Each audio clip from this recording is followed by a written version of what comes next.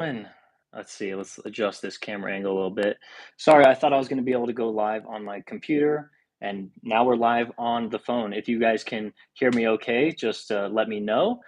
This is really exciting, my first live ever. And yeah, if the audio is good and the picture quality looks good, then just comment and we'll get started. I do want to talk a little bit about myself, just to get things going, because this is a live stream where you guys can ask any question that you want. And I will give you the best answer. I'm going to be about like delivery driving. Let's see, hold on. I'm getting some feedback right here. Sorry about that. It's the first live stream. How's the audio? I think we got it all figured out. Maybe not.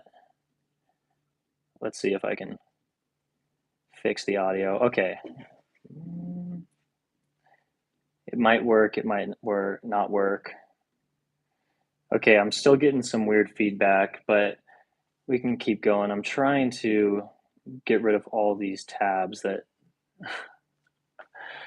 oh man, here we go. I can just hear myself in these headphones. Maybe that's not the best idea. I think I'm gonna take these headphones out. Okay. All right. We might be good now. So I started DoorDash back in 2017. That is when I got my first start in delivery driving. And I'm also going to talk about like self-employment, and I'm going to go into like starting my own business, which that's happening very, very soon, and like quitting W-2 work and all of that. Okay, let's see. Peter said you can't hear you very well. Headphone mic is connected. Let's see, we can try this out now. Oh, the audio sounds bad. Let's see if it improves at all. It is my first live stream, so sorry about that. If I can get another comment from somebody with an update about the audio, then maybe we can get started.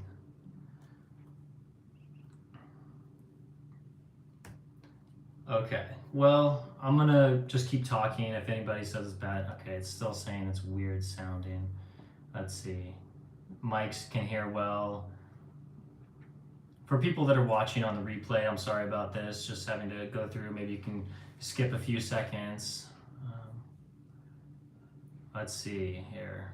I tried to use my headphones as audio didn't work out.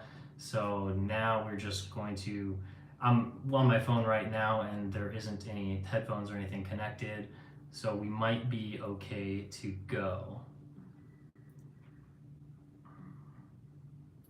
Let's see, just got to clear a few things up. Okay, Peter, is it all good? Maybe it is, maybe it isn't.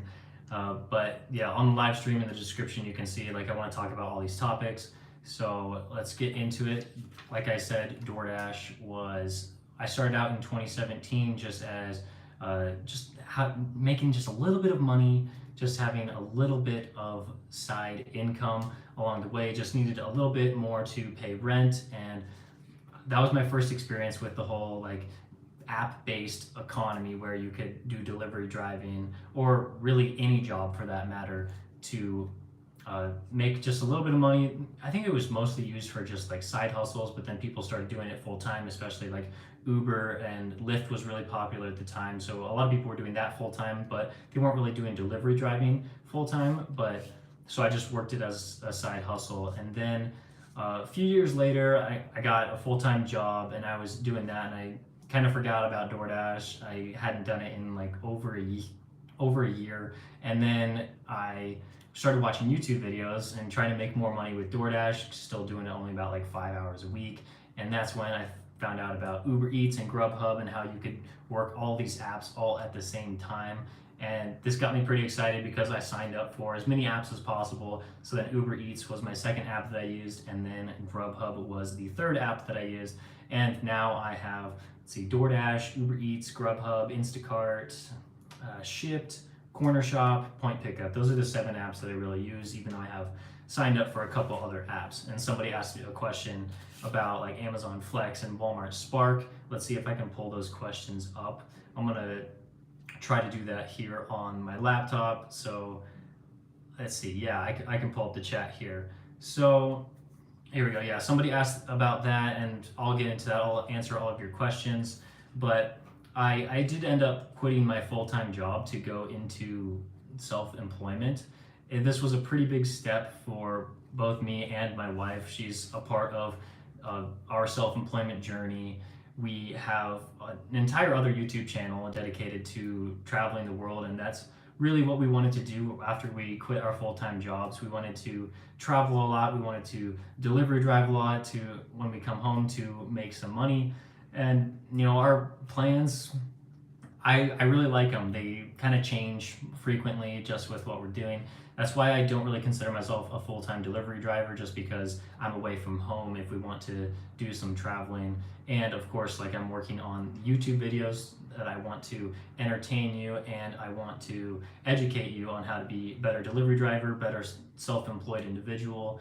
And so, like, for that reason, I don't get to delivery drive as much as possible. I don't get to work like a normal, like, 40 hours a week just making the most money I can on the road. It's because I have all these other things that I need to worry about, and that's kind of where my self-employment journey has led so far. And it's definitely going to change a little bit here and there, but I do want to make delivery driving a big part of what I do, because I just love making videos about it. I love making videos about, like, how I'm making money, and then just put it out there, just so, like, and I can see all of your comments, and it's just, like, really, really fun to be in a situation like this, to where, like, I can talk about my day, and then other people can comment, you guys can comment and just say, like, wow, this is how my day was. This was, like, it was bad or it was good, and we can talk about different strategies. And so I love that aspect of this YouTube channel. And yeah, I guess that leads to where we are today. So I will be answering a lot of your questions, trying to get to as much as possible. So if you just joined, make sure to put in the chat any question that you have for me, delivery driving, whether it's self-employment, whether it's building a business, YouTube, personal questions. I love the personal questions, so you can ask as many as you want, and then we can just get into it. So I know a lot of people have asked questions. In the past, I put out a community post that I was going to look at on my phone, but now I have my phone for the live stream. So if you are here and you did leave a comment or a question in that community post, make sure to just post it again, because I won't be able to see it. I screenshot it on my phone, and then I'll just go through my YouTube comments. I do have a lot of questions in there that I would also like to answer. So here in the chat, since you guys are early, I want to answer your questions first. So here we go. Jersey Joyride says, I have yet to start tracking my mileage. What's the best way to do that while doing Uber Eats, DoorDash, and Grubhub? Well, the app that I use is called Gridwise. I think it is the best app that you can use. Other apps, they might try to charge you. I think Everlance will charge you if you try to do more than like 30 trips a month. You can do, let's say, like QuickBooks, self-employment. Like, if you use that, you can track your business mileage, but I think that also costs quite a bit. In the past, I used Stride, and that worked out well for me, but I think, like, the location tracking got kind of weird when I started using Uber Eats. I guess this was like about a year ago. The location tracking just, like, really wasn't keeping up well with my phone. With DoorDash, I didn't have a problem, but with Uber Eats, I did. And so that's when I switched over to Gridwise, because I knew a couple other people were using it, and I wanted to try it out, and it works out really, really well for me. I don't think I've ever had a problem with tracking my mileage. And on there, you can also track your earnings. And there are a couple other features on Gridwise too. So, like, I would definitely give that a try, because you definitely want to be tracking your mileage as a delivery driver, because we have our own business, right? Like, we are going to be paying taxes as a self-employed individual, which is significantly higher than if you were a W-2 employee. We are going to be paying more taxes, so we want to make sure that we're getting the best business deductions that we can, the most amount of money that we can, so that we don't have to pay as much in taxes. That is always the goal. I mean, that's just like what you really want to go for. And so I would start tracking my mileage as soon as possible, Because if you're just doing it by hand, I mean, like, you could do that. You could be writing on a piece of paper. You can totally do that. And you will be able to input that in whether you're using like TurboTax to do your own taxes, or if you have an accounting guy that you go to, then you can hand them and say, like, here are my total business miles that I drove. But I just think it's so much easier if you use an app, because I mean, you're already using a bunch of apps to drive anyway. So just like add another one. All you gotta do is like click start tracking your mileage at the start of your shift, and then you just have to whatever, just like stop the tracking when you're done with your shift, and then all of that is calculated. And then at the end of the year, they will give you like this whole long list of like all the trips that you did, I think, and then it'll tell you the total mileage. But not only that, it will tell you the total earnings that you had from all these different apps at the end of the year, and so you can categorize that too. So I think that answered your question. I think that was a pretty long answer, but Gridwise is the one I use. I would recommend it to people to start trying that out. Let's see, I just want to make sure that the audio sounds good. I don't think anybody else has had problems with the audio since that at the beginning. So let's see. I really appreciate you guys liking this video too, because YouTube doesn't really push out these live streams right away to people. So for those of you who are here, like, I'm so thankful for you, and for tapping the like button, because that does promote the video out to more people. Usually, like, I've found it takes like 30 minutes almost to like actually get the live stream out to my subscribers and the people that would want to watch my videos. So I really do appreciate you liking it. And then in these chats too, I don't know exactly how the YouTube algorithm works, but I think the more chats that you leave, the more that they want to promote it. Let's see, someone said, okay, Rika said, can't hear. Is that a problem with anybody else? I hope I'm not just talking to the camera with no audio going, because that would be really sad if that happened. If anybody else can chime in to see if you guys can hear as well. If not, I am going to keep going unless somebody stops me and says that they can't hear. But I think we're okay. I'm sorry that you can't hear. Okay, Peter, thank you for saying that. Okay, I think we're good to go. And Mike, thank you. So, wow, I mean, like, these comments are so encouraging. I want to get into it and I do want to start from the top down, because I know a lot of people here have been waiting to have their questions answered. So I really do appreciate that. So let's see. LV asks if you've tried Flex and or Spark, and if you've had any thoughts on them as opposed to traditional food delivery. And the second part of the question is, would be with Instacart, Shipped, and Shop and Deliver, wondering why you don't take those orders anymore. Okay, all right, yeah, I will answer the Amazon Flex and the Walmart Spark question first. So Walmart Spark, I tried to apply for them back in August, so that's almost coming up on a year now. Like, it was first coming out in my area, and I actually do believe that the Walmart that was the closest to me, they didn't actually have Walmart Spark. They only had it in like the cities like around my Walmart, and so I was like, I did apply, but I was like, oh, I don't really have a Walmart to go to unless I want to drive to quite a bit. Let's see, I hear a lot of people saying it's done. I don't see it done. Okay, so yeah, so I wasn't able to get on Walmart Spark, and they never approved my account. I have no idea. Like, it goes through Delivery Drivers Inc., like my application and everybody's application. I don't even know what happened with that, because I never heard back from them.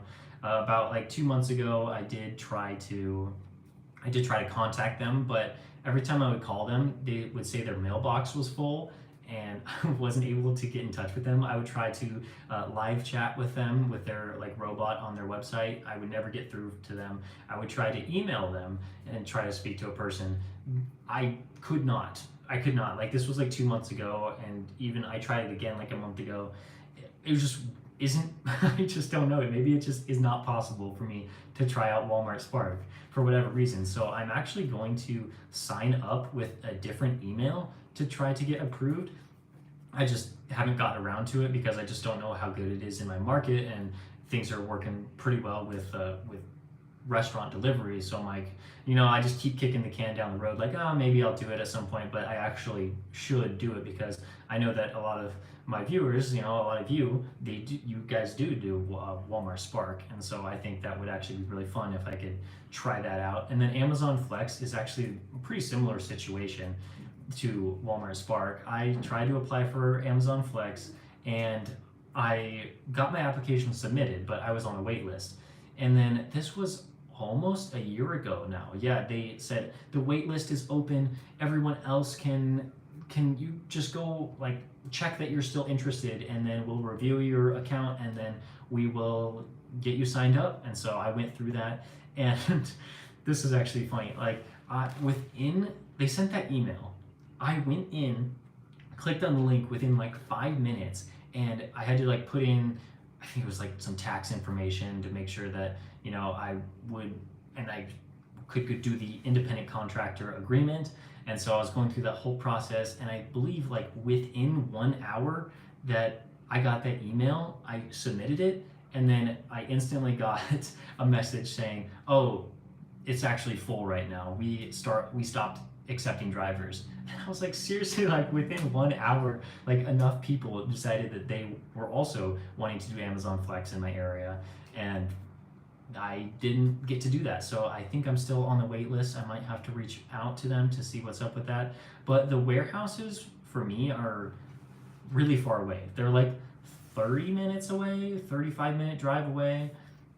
And so yeah, like it's such a weird situation that like I want to do Amazon Flex and I want to do Walmart Spark, and I'm just can't do it for the various reasons. So even if I did get on Amazon Flex though, like since the warehouse is so far away, like I might not even really want to do that unless I somehow move closer, but I don't see that happening anytime soon. But I do want to make at least a couple videos, like at least like my first day with Amazon Flex, and then a few more just to see if it's worth it, because a lot of people in my area say that Amazon Flex is good. So why don't I try it out? And then of course, like the second part of the question was that why don't I do shop and deliver orders anymore?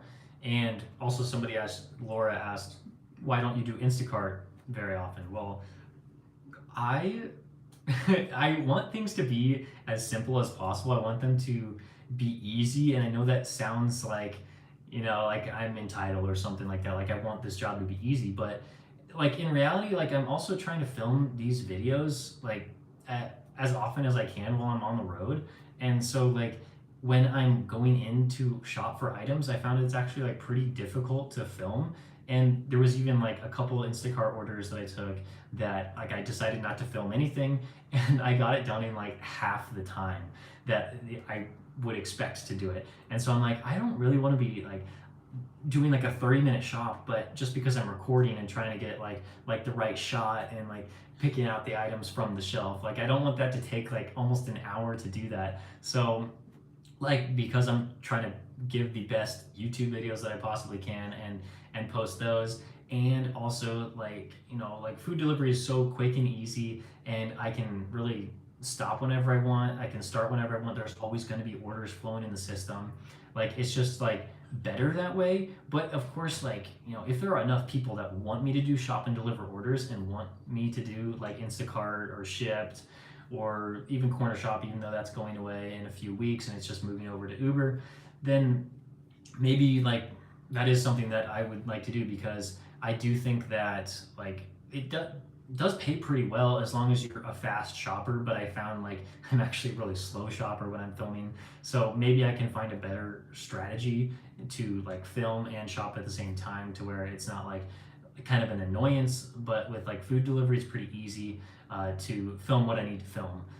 So that's why I don't do shop and deliver orders as much. I still do some, but not as much as I probably would like, and probably not as much as would help me with my earnings.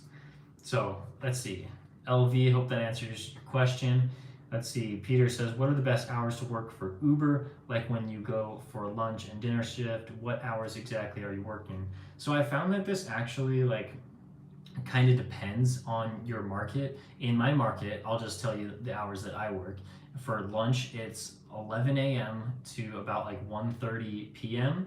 I try to stretch that until 2 p.m., but sometimes it dies down like by 1 or 1:30. And so that would be like the best time to do lunch. Even like if we're getting more specific, probably like 11:30 a.m. to about like 1 p.m. That's like the height of the lunch rush.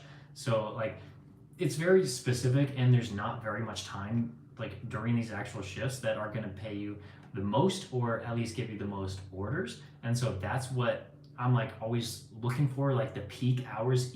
If I can't work like very much, always try to hit the peak hours. So for lunch, there's that. And then for dinner, very broad, maybe like 5 p.m. to about like 8:30 p.m. or even like 8. And then getting very specific, usually dinner is good from like 5:30 p.m.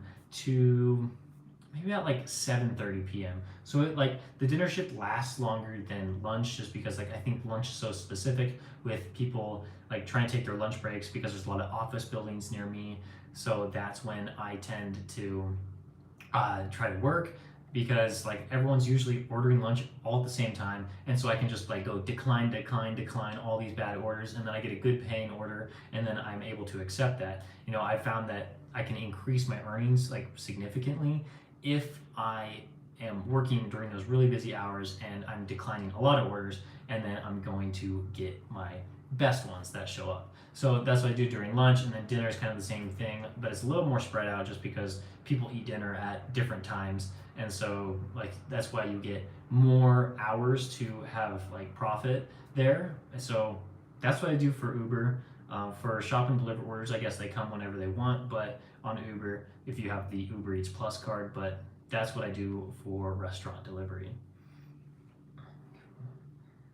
Let's see, LV says, thank you for what you do. I'm sorry I can't like put like things up on the screen saying like, here's your comment. Since it's my first live stream, I haven't figured out exactly how to do this perfectly, but I think like, you know, this is going pretty well. I enjoy it. So maybe in the future, I'm going to continue to like try to find out better ways I can live stream, because, you know, this isn't the best setup ever. I'm just using my phone, but I think it's working out so far. And if you guys are enjoying this too, make sure to hit that like button so we can get this out to more people. More people can join us, ask questions, and I can answer more of your questions. So here we go. Yeah, LV said, your tips help me so much to make more money, to pay my bills and feed my son. I mean, that's just so nice that like that my videos can help other people. Like that's what I'm going for sure. Like I love helping people using this platform, you know, like that's just so great to hear. Let's see, we're scrolling down to the next question. Jay White a while ago said, love watching your videos. Thank you so much, Jay White. Brian Kern, I believe you've been watching my videos for a long time. He just says hi to me and everybody else here. I believe you were here before I had 1,000 subscribers. So like, thanks for being here for so long. And then Jacker's Girl said, you're an inspiration. I mean, like, I really appreciate it. Thank you so much for your kind words. Mike says, what are the best hours to work with Grubhub? So the best hours to work with Grubhub, I mean, I kind of addressed that with Uber. Grubhub, I would say very, very similar. Like I just try to work the same hours with all of the restaurant delivery apps, DoorDash, Uber Eats, and Grubhub. Like that's what I always try to do. Grubhub is definitely the slowest, I would say, out of all the apps. But things are hopefully picking back up soon. I do love working Uber Eats, and I do love working DoorDash. Hopefully Grubhub, the orders just continue to flow in, like with that new deal that they struck with Amazon. I mean, like hopefully the orders can just like keep improving there. So since for anybody that wasn't here for me answering the Uber question, I would say for Grubhub, very similar, like working lunch and dinner, peak lunch, 11:30 a.m. to 1 p.m. and then the surrounding hours, and then dinner would be like 5:30 p.m. for me in my market to about 8 p.m. and then the surrounding hours around that too. And then between lunch and dinner, like usually things aren't good, especially with Grubhub. Like I learned Grubhub in my market, and maybe it's the same for you in your market. Like just it's not that great when it's not lunch or it's not dinner. Okay, let's see. where is the next question? Matt says, howdy from Michigan. Let's see. Thanks, Matt. Let's see. We can hear Happy Cakes gameplay. It says, do you see yourself dashing in the next year? A year from now?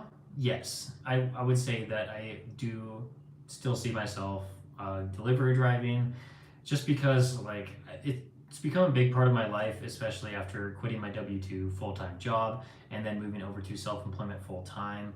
Like I would say for the average person, like doing delivery driving is probably a way to transition from maybe one full-time job to another full-time job, or like if you're in college, it's just good side income, or even like if you have a full-time job and then that side income can help from delivery driving. But I'm in a unique situation because I do base a lot of my YouTube channel off of delivery driving, and so I would say like I would love to continue delivery driving. I would love to check out other side hustles that might pay more. I don't just do delivery driving for the sake of making money by using my car to take orders to customers. Since I do use it for this YouTube channel, like there's no reason for me to stop anytime soon, unless of course like my entire audience gets bored with it, and maybe delivery driving doesn't even like really become a thing in the future. But I don't see that happening, at least like in the short term. So that's what I would love to keep doing it for a year, but I'd also love to try out other ways to make money. And just as this YouTube channel grows, I think that I will have enough freedom to be able to try those other things. Even though a lot of people are here for the delivery driving, I think a lot of other people will also be interested in me trying out other things, and just like going through the whole process of being self-employed and what it's like and how I'm making money with these different things. Let's see. Let's scroll down to the next question. Let's see, we got Walmart Spark. Mike was talking about Walmart Spark is pretty good, but slow in the summer. Yeah, I've been learning that a lot of these apps are slow in the summer. Like it is a shame. I feel like, especially in my area, there are less customers and there are more drivers. So yeah, summer is pretty slow. I think it's going to pick back up pretty soon. At least that's what I'm hoping for. I'm pretty sure that's going to happen. But of course, you can never be sure. Like I'm preparing for it to be the exact same, which is like pretty decent. I would love for it to get busier, but of course you can't exactly predict it and plan for that, because like if it doesn't happen, then you're going to have to maybe find out a new strategy or maybe try out something different in order to make money that way. Determined Dad said, just did my first DoorDash order. That's so exciting. Yeah, I don't know if you were on other apps too, or like DoorDash is your very first app, but congratulations. I hope it went well. It sounds like you're excited about it for completing your very first DoorDash order. I know when I completed my first DoorDash order, it was a pretty terrible one. I think it was like $5 and I had to drive a crazy amount of miles, but I was just so happy that like I was doing something that like as a side hustle, something to make money on my own terms, on my own schedule. I was so excited when I completed my first DoorDash delivery, and even though I made terrible money, I didn't have a good strategy. I was accepting like over 50% of the orders, even though that area specifically where I was in at the time, I probably should have only been accepting like 20% of the orders. So I was getting a lot of like low tip orders. I didn't really have a good strategy, but like completing your first one, that is a huge step in the process if you want to be self-employed, if you want to be a delivery driver, or you're just transitioning into something else. Like that's great. I'm happy for you, Determined Dad.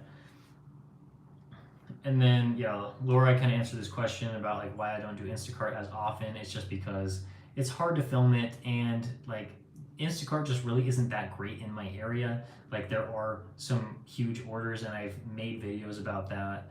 Like I think I took like a $60+ Instacart order, just like one batch, just one customer. And then there was another one for like $50. Like I was really excited when I first started doing Instacart in my area that like I felt like there were going to be some huge orders all the time. But like sometimes I'll be driving like DoorDash, Uber Eats, Grubhub, and then I'll also have Instacart running in the background. And they'll just always just send me orders and like, here's a $7 order, why don't you accept it? Here's this $10 order for like shopping for 30 items, why don't you accept that? And of course, like I just won't accept really anything.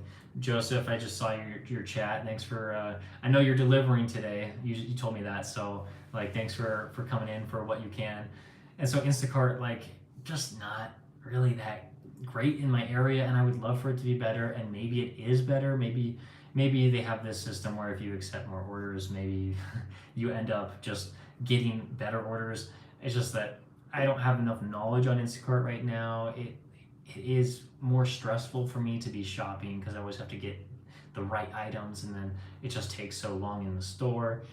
That's why I don't really do Instacart, but I would love to do Instacart more as long as the payouts are worth it, the tips are high. I feel like I'm in a good area for high tips because I deliver in a very high cost of living area. It's just that as of right now, like I'm taking a little break, even though I still have it running on a lot of my shifts. I just haven't really accepted anything that is worth it.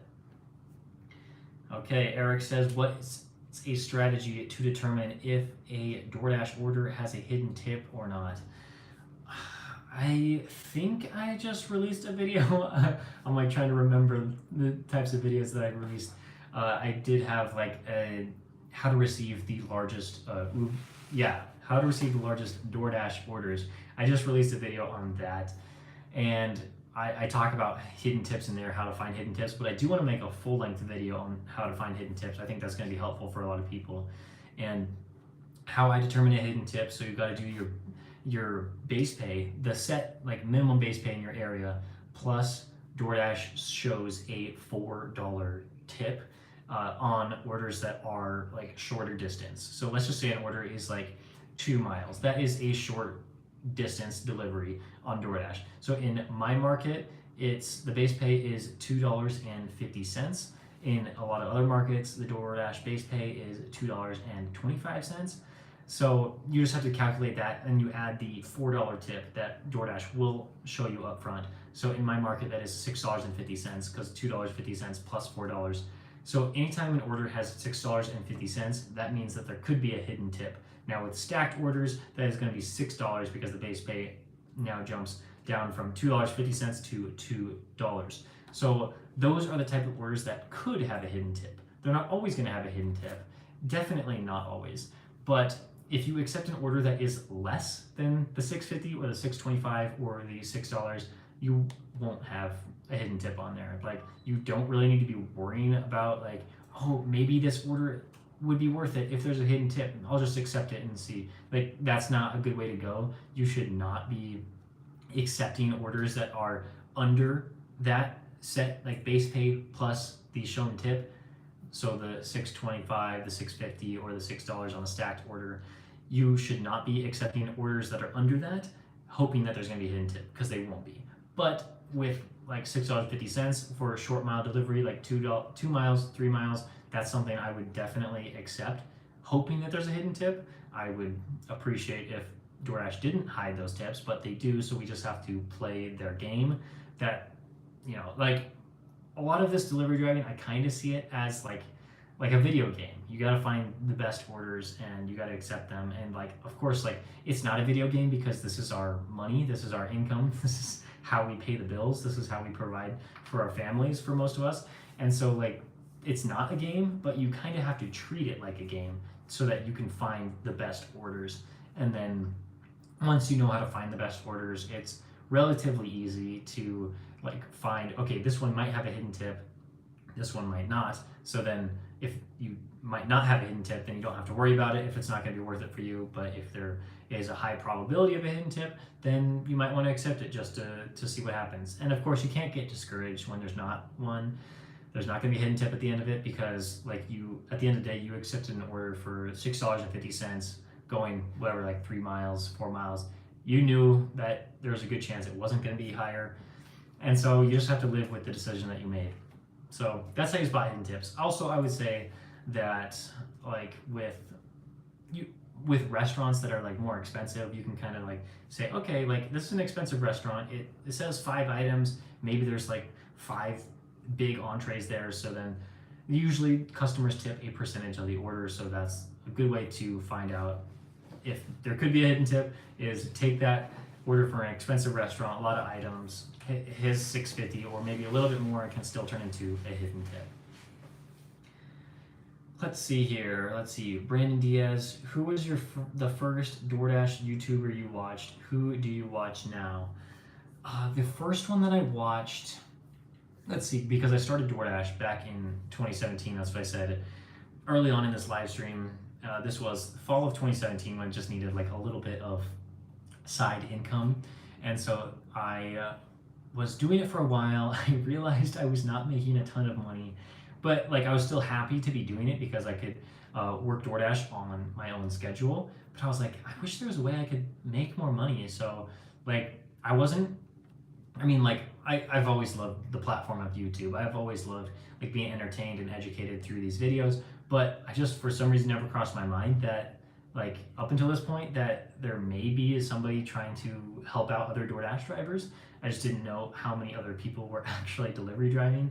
And so like one day I was just like, maybe like I can figure this out. So I think I just typed in DoorDash into the YouTube search, and I believe Bentley Coupe was the very first one that I saw. It was like his most viral video. It has like 2 million views right now, I think. And I believe I watched that video first, and I realized his whole channel was kind of based off of DoorDash and like tips and tricks, how to find the best orders, how to like what's supposed to be your mindset when you're delivering, like what orders to accept, which ones to decline. Like there weren't really a ton of other people like doing YouTube that were dedicated to like trying to help other drivers make more money.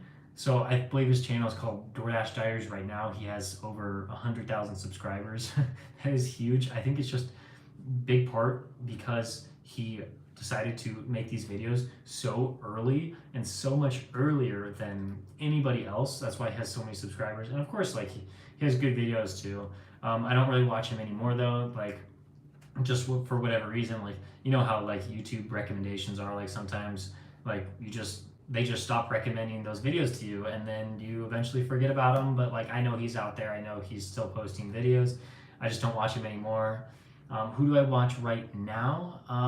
I think Your Driver Mike is a big inspiration, and like I hope that I can do some of the same things that he's doing right now, because like I think he has over 90,000 subscribers. He's been doing like rideshare videos for longer than he's been doing like restaurant delivery, like DoorDash videos, like Uber Eats, Grubhub, things like that.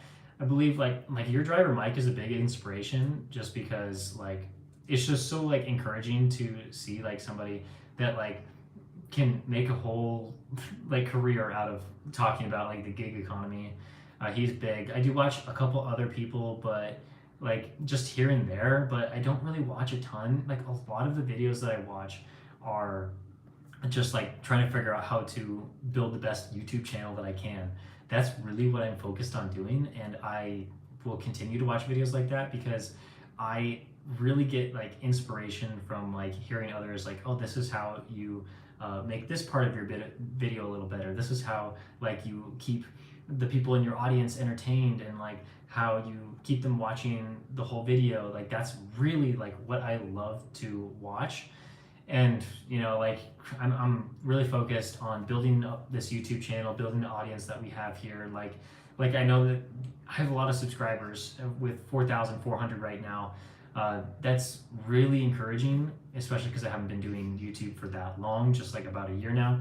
But I know that like if I continue to do the best that I can to make the YouTube channel the best and to keep you entertained and educated, like I know this channel can reach so many more people than it does right now. And so yeah, I'm just a big fan of watching how to make my YouTube channel better, because like at the end of the day, like yes, of course it's going to help me because I get more viewers, but I want to help as many people as possible. Take a quick drink of water right here. My mouth's a little bit dry because I've just been talking for almost like 40 minutes straight now. I'm loving this so far, and I still have a lot of questions to answer. Like I'm so grateful for everyone leaving questions, because like I do want to answer as many questions as possible in this chat. If we get more questions, I will be speeding through these a little bit more, but right now like I'm really enjoying interacting with you guys. Let's see what the next question is. We're moving on. Peter says use StreamYard on a computer next time. That's how you can pop up comments and do a lot of other things. Yeah, I've heard StreamYard is really good, and I really want to check them out. I wanted this to be like the first live stream to be like pretty basic. I'm still trying to like figure things out, but StreamYard, I know that there's a free version on there, so I should probably go give that a try right now, or go at least like look at it, if, especially because I do want to do more live streams, because I feel like this is the best way to like personally interact with people. Of course, I can respond to your comments and all that, but like I love live streaming, and it just I think this is a good way. So let's see. Craig Reed says, "Thank you. You got me into multi-apping." Craig, yeah, I mean, multi-apping is definitely the way to go. Like of course, multi-apping like is so much better than just working like one app at the same time, because like let's say that you decide that you're going to uh, start making money as a side hustle, right? Like you're working your full-time job, W2 job, and it's going pretty well, but you're not getting paid as much as you think you should. Well, of course, you can always ask for a raise, and that might go over well, maybe it won't. But a good way to boost your income is to have a side hustle like delivery driving. And if you sign up for all the delivery driving apps like DoorDash, Uber Eats, Grubhub, Instacart, all of those, and you only get approved for one of the apps, and you drive for that, you realize like there is money to be made out there for sure. Like I think all of those apps can be pretty good in a lot of markets. But then like once you get your second app, you realize, oh, there's so much downtime that I had just sitting in my car waiting for an order. And if you're waiting like 5 minutes and an order finally shows up on your phone and it's a bad one, you're like, man, do I accept this terrible order or do I decline it? And maybe I won't get another order for 5 to 10 minutes. But with 2 apps, you're just sitting in the parking lot and you can like select the best orders on there. Like I'm sure that pretty much everyone that has tried out multi-apping, they have their earnings boosted, and like delivery driving becomes more of a serious source of income rather than like somebody who's just trying to make like $10 an hour out there just because they need a little bit more income, and you can't get like work overtime in another job or just whatnot. So let's see. So Laura says we need travel hacks. That will come. If you have a specific question to ask in here, then I would love to answer it. But travel hacks, maybe that's gonna have to be in a separate video, just because like I don't know, my travel hacks are just travel as cheap as possible so that you can do it as much as possible. And then I love traveling so much, especially right now in this season of my life, because I am not tied down to a specific job. Like I'm not supposed to be in an office for 40 hours a week. As long as I'm posting enough YouTube videos and enough entertaining YouTube videos, then I feel like I've done a good job in that aspect, and then I can travel more, because traveling is something that me and my wife love to do. So travel hacks, yeah, travel as cheap as possible so that you can do it as often as possible, as long as you're self-employed. But I mean, if you only have like 2 weeks of vacation, if you're working another job, then of course like you're definitely allowed to go all out, like as long as you have the money to do so. Let's see, LV. I know I'm like pretty far behind, but like I just think like I love going into detail on some of these questions. What do you do if you have an apartment delivery with a closed, locked gate where the customer does not give a code beforehand and does not respond to you? So yeah, so that's important if a customer does not respond to you. So I will always make sure that if I know I'm going to an apartment, and usually it's pretty easy to decide or figure out when I'm going to an apartment because they have the apartment number right there, and I'm pretty familiar with the area, so I know when I'm going to an apartment, and I can check the order notes while I'm on the way. So like if I'm stopped at a red light or something like along the way, then I can easily check the order notes.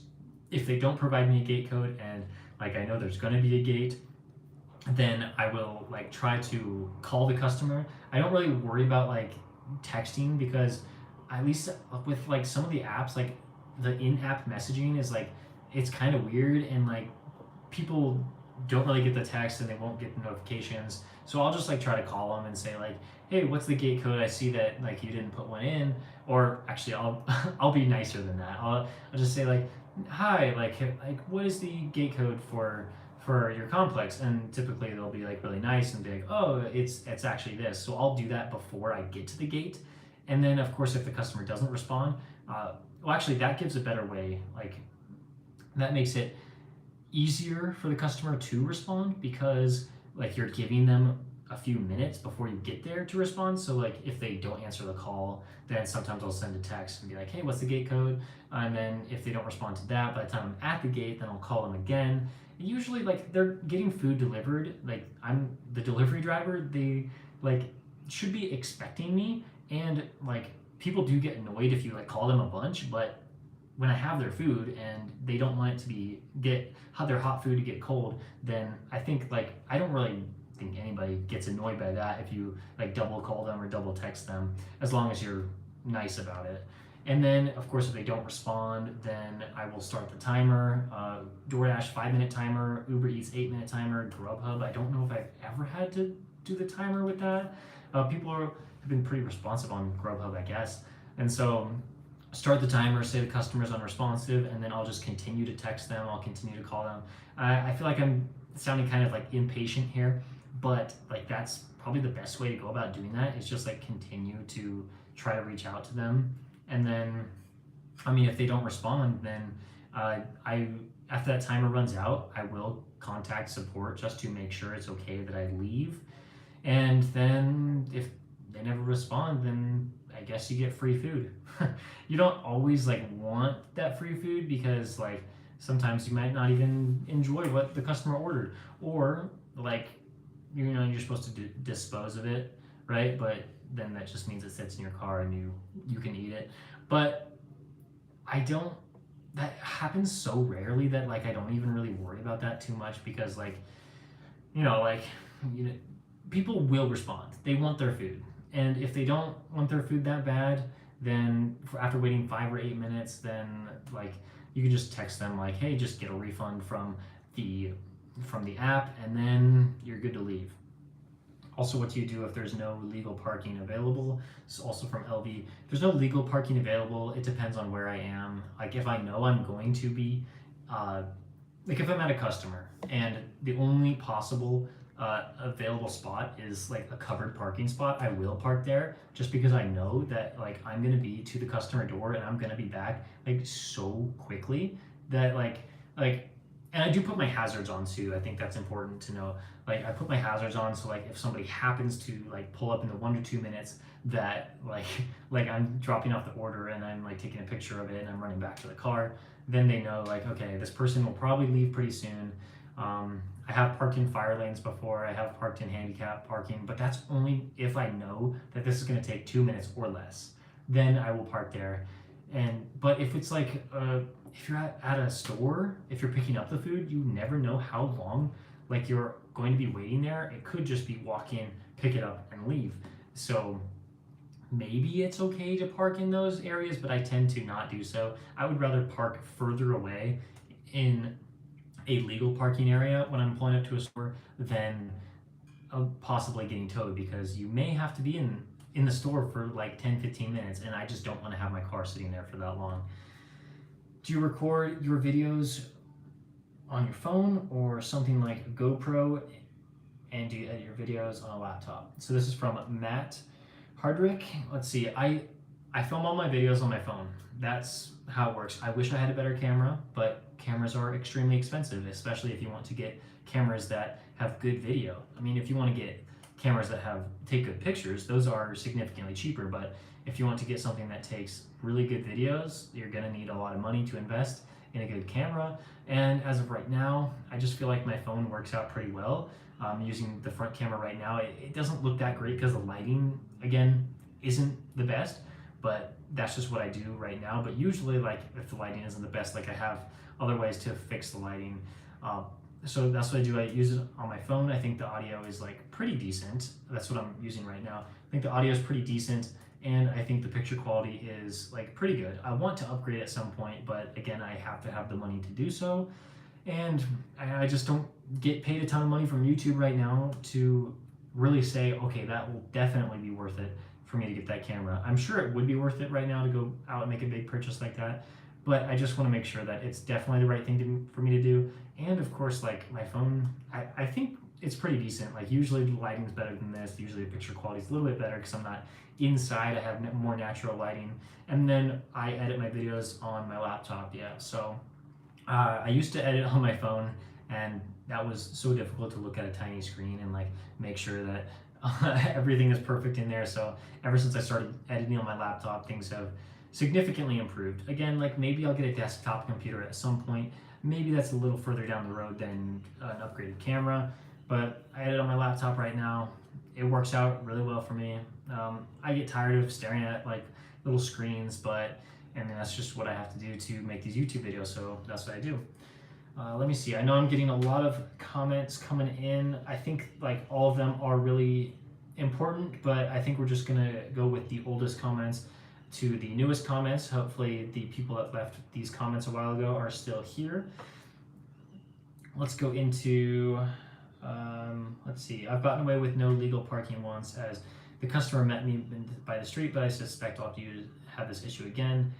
Yeah, I mean, like legal parking, like I just said a few minutes ago, like you definitely always want to find legal parking, but if it's just not even possible and you're gonna be there for like a minute or two, I think it's okay. I don't think you're gonna get towed, but I always try to be as considerate as I possibly can for the other drivers on the road. Like if it's a really tight fit, if like cars can't go around me, if I'm parking in a fire lane or something, I will never do that. I always want to make sure that I'm considerate to the other drivers on the road, because like I wouldn't want somebody to do that to me. So and of course, like when I'm parking in covered parking, like yes, that is a little inconsiderate, but if I'm only going to be there for 1 minute, then I think it's okay as long as my hazards are on, and then I'll leave and I'll always look around to see if like, is somebody trying to come into this spot? Maybe I shouldn't park here, and then maybe I'll park somewhere else where it's not as busy. So yeah, just be considerate to other drivers on the road because you're a driver as well.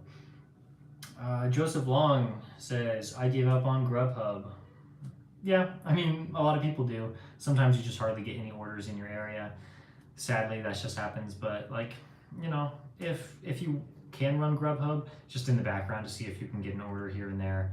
Since they do have total tip transparency on Grubhub, I really like that, because sometimes I can pull in orders that are like over $10, over $15. There's something that just wouldn't show up on DoorDash and wouldn't show up on Uber Eats. You should never take orders less than $5.25. Yeah, I think I actually just posted a video on my most recent one where I took a $5 order, but that's because the customer was 0.2 miles away from the restaurant, and I knew that, you know, like I was in a hotspot delivering still inside the hotspot, so I figured that was okay, and I got a stacked order anyway and a hidden tip on top of that, so it actually worked out really well. But I wouldn't recommend taking anything $5 or less. Like it just really wouldn't make sense. Let's see, Racer X, I agree with that. Let's see, all under, yeah, low orders just really aren't that worth it. And the hidden tips, again, for those of you who weren't around for the hidden tips, $6.50 with a base pay of $2.50. That's definitely the way that you can start seeing hidden tips. Any orders under that, the standard base pay plus $4 customer tip, any orders under that, you will not have a hidden tip. So just don't even accept it thinking that there's going to be a hidden tip. Let's see, any other questions? I know there's a lot of questions. Music City Gig Hustler says, good afternoon. It's pretty late where I am. Is it afternoon still? But I mean, hey, maybe you're in Hawaii. Maybe that's afternoon there. LV asked another question. Do you think it would make economic sense to drive 45 minutes to an hour to a wealthy area to do food delivery? I am about that far from Beverly Hills, Bel Air, West LA, Malibu, etc. 45 minutes to an hour, that's a long way to drive. I currently drive about 20-25 minutes to my area, just because like I know that the area that I'm going to is going to give me a huge let's see, how do I put this? So there's going to be so many more orders in the area that I go to that's 25 minutes away than the area that I currently live. Like it doesn't even make sense to stay in the area that I live, because I know there's not going to be a lot of orders there. So like, why would I? And so also the whole tip thing definitely comes into play. The wealthy area. Uh, so I do think 25 minutes is worth it to go to a wealthier area and an area with a lot more orders. So you might want to check that out, see if there are going to be a lot of orders. Maybe if you're driving around that area anyway, like if you happen to be in the Beverly Hills area, let's say, just like turn on DoorDash, turn on Uber Eats, and just see like what the order flow is, and of course take into account the time of day. Like if you're turning this on and it's like the middle of the dinner rush, you should expect to see a lot of orders just like come into your phone, decline them, just to like see more orders. Maybe you want to do some food delivery in there if you happen to be in that area. See if it's good for you. That also brings me to another point. Like you definitely like if you are in an area for an extended period of time, like 3 hours, just do a 3 hour shift there to see uh, if you can make good money there. And then of course you drive home, and then maybe you decide that you want to deliver in Beverly Hills, like you said. So maybe it would be worth it to drive an hour, but I don't know. Let's see, my mouth is getting pretty dry again, so I'm going to take a sip of water, and then I'll answer more of your questions.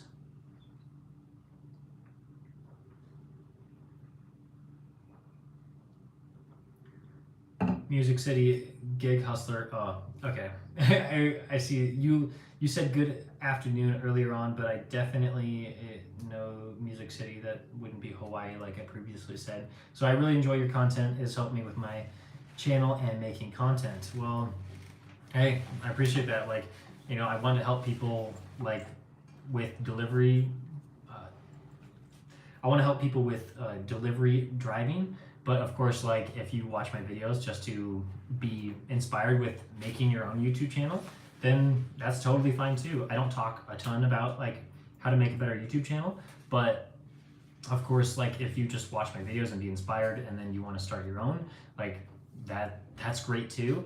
I know that the more people that are making YouTube videos and they are trying to make the best YouTube videos they possibly can, that will also inspire me to make better videos. If I see them and I see other people are like doing some really cool things with their videos, their audience, and that will inspire me to make better videos. So I think it helps. Like there's definitely like a competition aspect of like, no, I don't want other people to have YouTube channels and like try to compete with me. But like I also have to realize that like the more YouTube channels out there, the better the content is, the better that I have to make my videos so that people are engaged. So that just helps me with my video making skills in general, like with filming, with editing, with storytelling, all of that. So like I love talking about YouTube. I love like being a part of this community that makes videos to entertain and educate people. So that's what I'd love to do. So I'm glad that you are being helped by that. Let's see. Have you ever had a customer that couldn't accurately describe where they are? Yep, quite a few times. Quite a few times where, like, people just like won't really be able to tell me where they are, and I won't be able to find them. One time that had me like start the timer because I just like, hey, I can't find you. Like, you're not here. Like, I'm gonna start the timer. 5 minutes passed, and they still weren't able to like come meet me. And so I contacted DoorDash support, and they said like, all right, like I'm gonna leave. I'm gonna leave because like DoorDash support told me that I could because I didn't find them, and that's okay. All right, let's go through a couple of these comments like really fast. Let's see here. I noticed that you go to the Scottsdale quarter for orders quite a bit. Parking is horrible there. Do you have issues? I avoid it. Yes, I avoid any area that like has really difficult parking. I don't like to go there. I like to go to areas that have good parking, that have like huge parking lots, because I know that like what's the point of getting a really good order if it's going to take you like 5-10 minutes to walk to the restaurant, and then you have to walk all the way back to your car just because you couldn't find a better parking spot. So I try to avoid that, but those good orders pull me in. Will you ever go back to a 9 to 5 full-time job? Nick social media says, I hope not.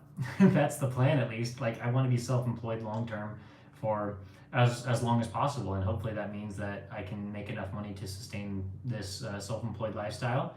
And nothing's wrong with the 9 to 5 lifestyle. I love that a lot of people are committed to it and can make good money from just sitting in an office or whatever they do. And so like that's so cool that like a lot of people can do 9 to 5 jobs. I just realized at this time in my life it's not right for me. I would love to be self-employed. I would love to create my own business, and hopefully it works out. I'm doing everything I can to make sure it does work out, but if it doesn't, then I will go back and I'm sure it's going to be fine. Let's see, Matt Hardrick says everyone hit the like button. I agree. Everyone should hit that like button.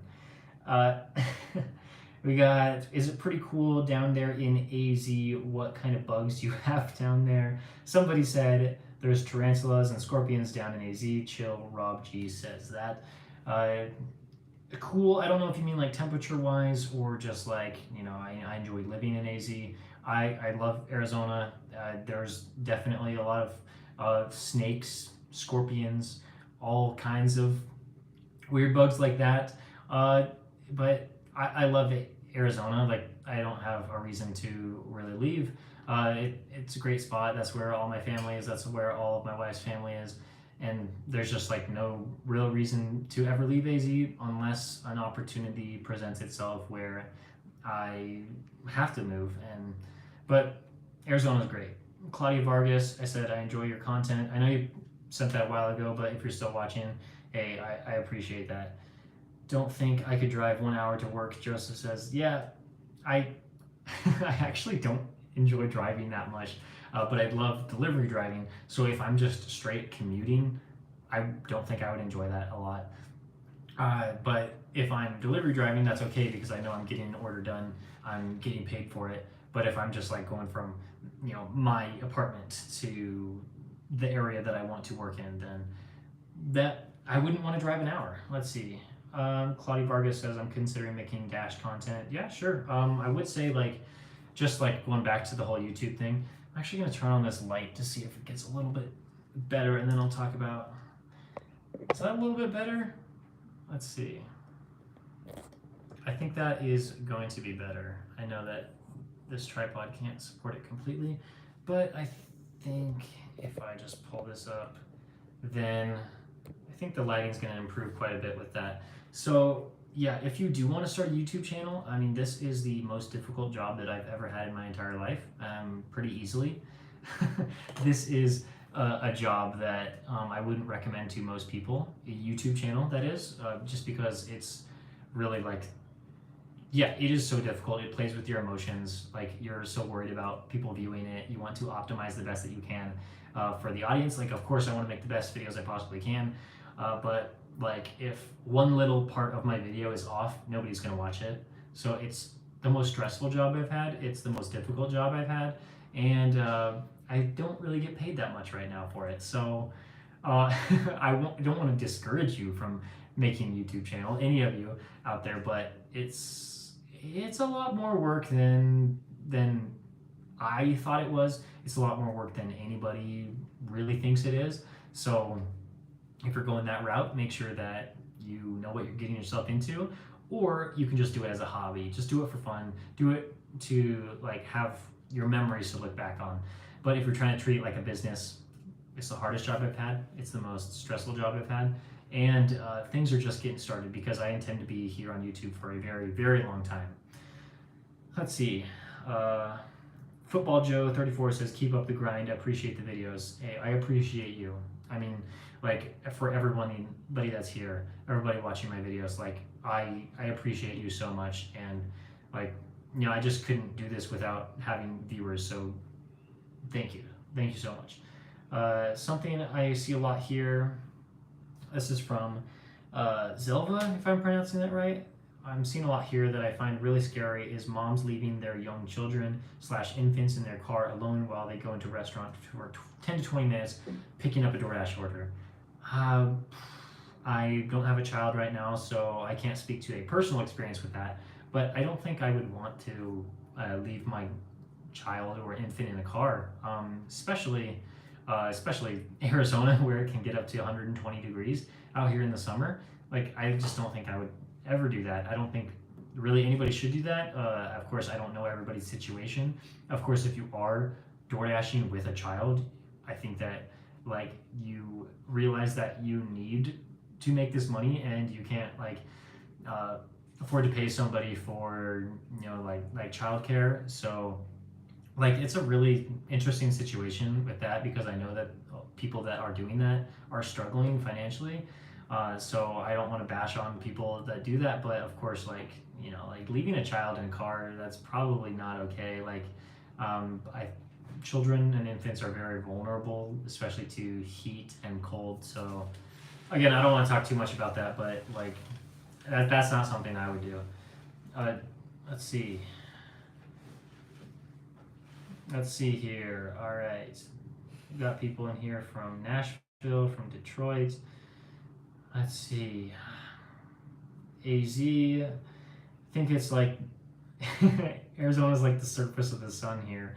Dashing is not fun in the summer. We never shut off the car the entire shift. I don't want to encourage people to leave their car on the entire shift, but I do that quite a bit just because, like, I don't want my car to get too hot, and I think it's like slightly better for your car if you don't turn your engine off. But like if you are leaving your car on, actually, yeah, if you're leaving your car on, then people could steal your car. So I wouldn't recommend it, but you know, people have to do what they have to do. What is your opinion on Ubering people? You should Uber people. I know that Uber usually has like good bonuses going on, and if you are comfortable with having people in your car, go for it. Definitely go for it. I know it can make good money. I know the tips are not great. You're relying on people to tip after you drop them off, which doesn't happen very often. I don't Uber people just because my car is too old. It actually wouldn't meet the Uber requirements to drive people because my car's a 2005. I think my car needs to be like 2006, 2007. And you drive a lot of miles. That's just my opinion. Like, you could check it out. It's always good to experiment. But I do not Uber people, and I won't at least until I get a new car, which may not happen for a while because I love my car. It's doing really well. Let's see. I'm a former mechanic in my old life. It's okay to leave the car on. Just make sure that your maintenance is up to date. Yep, for sure.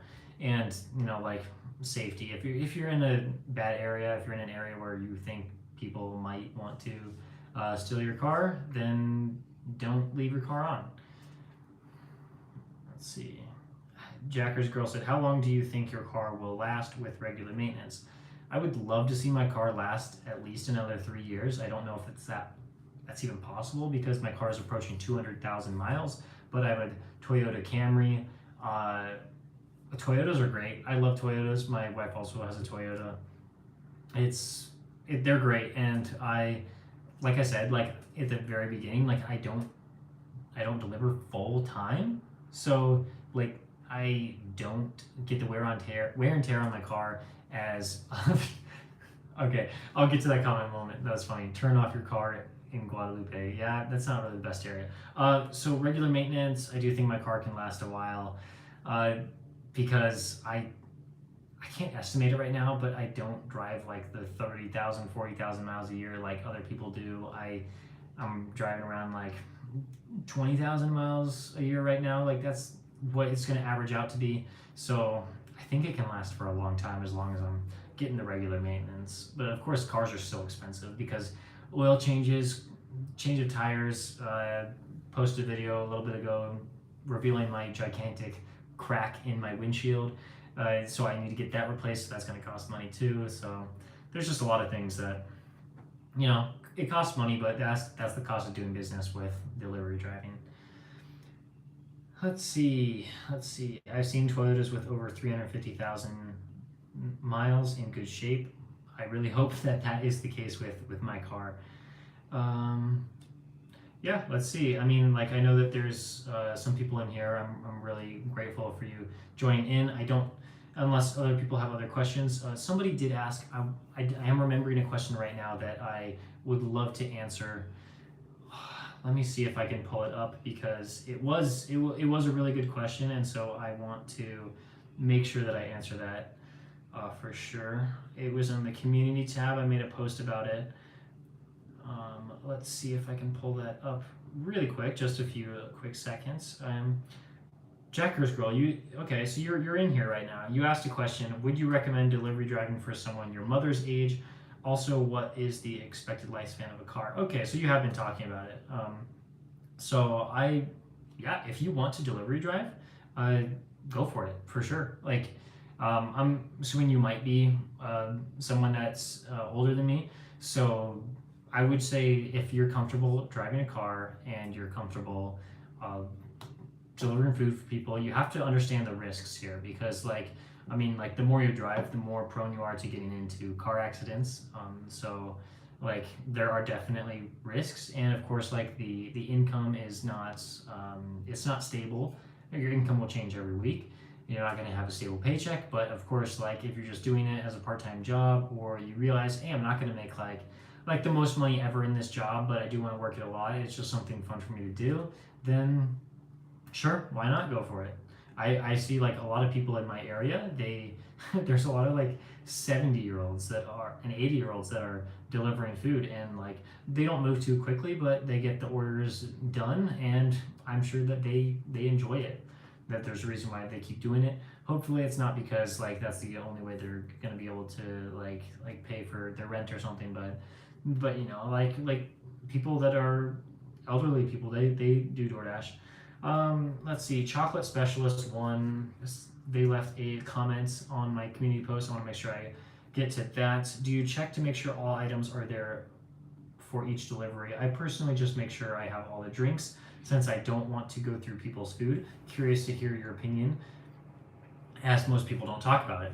Well, I would say, yeah, like I definitely check the drinks. That's for sure. I make sure that all the drinks are there, and like I want to make sure that all the items are there. I will look at the item list I have, whether it's DoorDash or Uber Eats or Grubhub or whatever, just making sure that all the items are there.